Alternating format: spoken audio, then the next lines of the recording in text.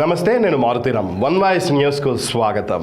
సిద్దిపేట జిల్లా గజ్వేల్ నియోజకవర్గానికి చెందిన బీఆర్ఎస్ నేత వంటేరు ప్రతాప్ రెడ్డి కాంగ్రెస్ పార్టీలో చేరబోతున్నట్లు వస్తున్న వార్తలను గజ్వేల్ మాజీ ఎమ్మెల్యే నర్సారెడ్డి ఖండించారు. ఈ సందర్భంగా గజ్వేల్లో ఏర్పాటు చేసిన విలేకరుల సమావేశంలో నర్సారెడ్డి మాట్లాడుతూ, గతంలో వంటేరు మహాకూటమి అభ్యర్థిగా పోటీ చేసి ఓటమి పాలయ్యారని తెలిపారు. అనంతరం తెలుగుదేశం అభ్యర్థిగా పోటీ చేసి ఓడిపోయారని, 2018లో కాంగ్రెస్ పార్టీలో చేరి ఓటమి చవిచూసి నియోజకవర్గంలో పార్టీ లేకుండా చేశారని విమర్శించారు. కొద్ది రోజులకే అధికార బీఆర్ఎస్ పార్టీలో చేరి ఎన్నో భూ కబ్జాలు చేసిన వ్యక్తి ప్రతాపరెడ్డి అని తెలియజేశారు. బీఆర్ఎస్ అధికారం కోల్పోయిన 3 నెలలకే మళ్లీ అధికార కాంగ్రెస్ పార్టీలో చేరాలని ప్రయత్నాలు చేస్తున్నారని, ఆయన ప్రయత్నాలను గజ్వేల్ నియోజకవర్గ కాంగ్రెస్ పార్టీ నేతలతో కలిసి అడ్డుకుంటామని నర్సారెడ్డి హెచ్చరించారు.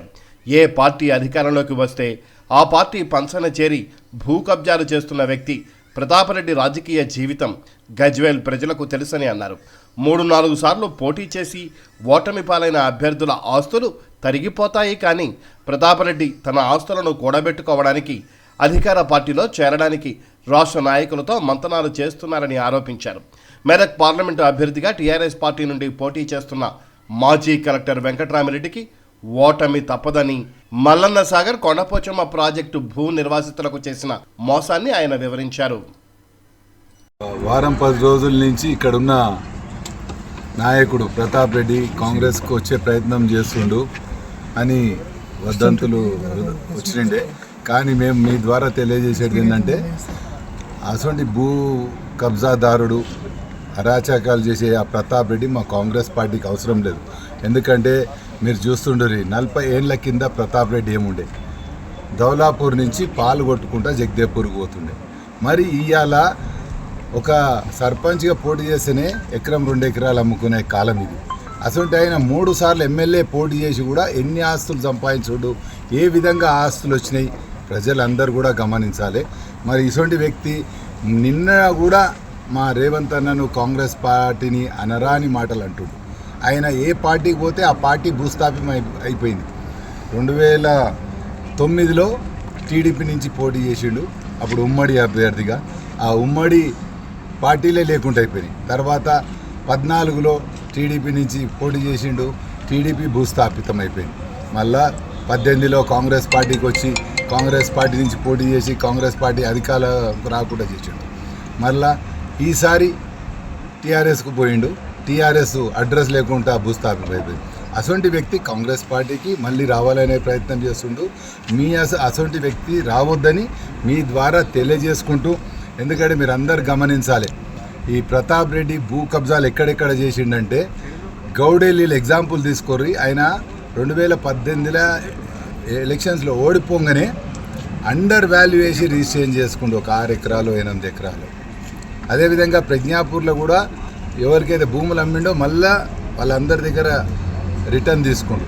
అదేవిధంగా మొన్న ములుగు మండల్లో లక్ష్మపల్లిలో కూడా భూ దందా చేయబోయిండు, దాన్ని మేము అడ్డుకున్నాము. ఇటువంటి వ్యక్తి మా కాంగ్రెస్కి అవసరం లేదు. మా కాంగ్రెస్లో ఇన్ని రోజుల నుంచి కష్టపడ్డ కార్యకర్తలు నాయకులు ఉన్నారు.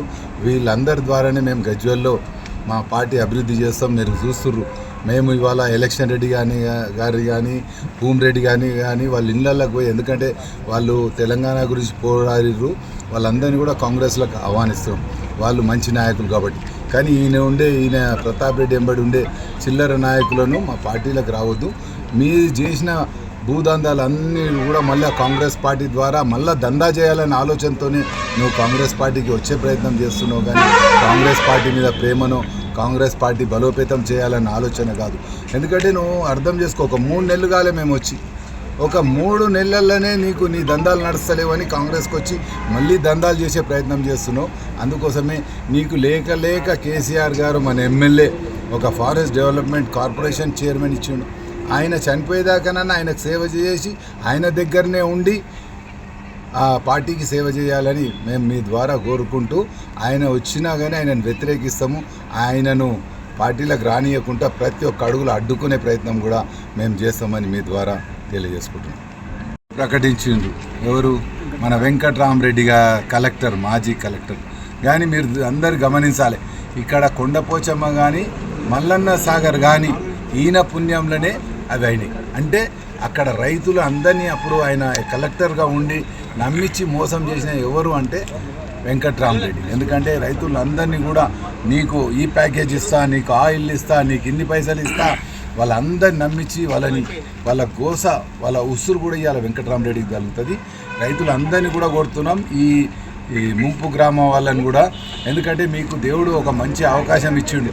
మీకు మోసం చేసిన వ్యక్తి ఇవాళ టీఆర్ఎస్ క్యాండిడేట్ అయ్యాడు. మరి అసొంటి క్యాండిడేట్ను మనం గ్రామాలకు రాకుండా అడ్డుకోవాల్సిన అవసరం కూడా ఇప్పుడు మనకున్నది. అందుకోసమే ప్రజలందరినీ కొడుతున్నా. దేవుడు ఇంత మంచి అవకాశం ఇచ్చిండు కాబట్టి ఆ వెంకట్రామరెడ్డిని ఓడగొట్టి కాంగ్రెస్ అభ్యర్థిని గెలిపించవలసిందిగా మీ ద్వారా కోరుతున్నాను.